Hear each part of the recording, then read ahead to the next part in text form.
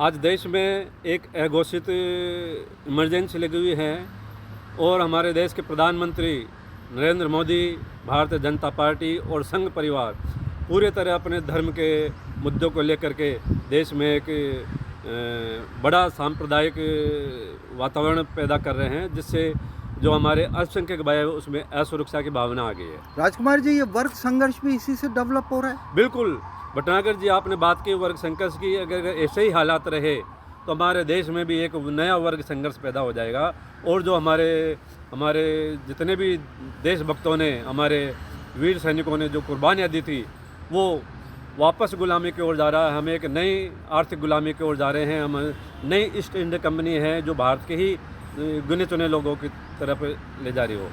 राजकुमार जी, यहाँ से एक सवाल उठता है कि आज़ादी के 74 साल बाद भी क्या बाबा साहब अम्बेडकर का बनाया हुआ संविधान पूरी तरह से इस देश में लागू है?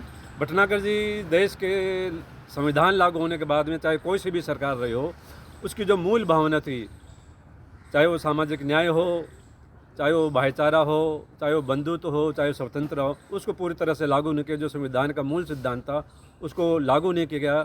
अगर कोई भी सरकार इस संविधान की मूल भावनाओं को लागू करती तो 74 साल बाद हम पूरी दुनिया में एक विश्व गुरु बन जाते, हमारी एक आर्थिक शक्ति बनती। हमारे यहाँ पर इतनी बड़ी जनसंख्या है, उसका जो पूरा मैन पावर है उसका सदुपयोग नहीं किया गया।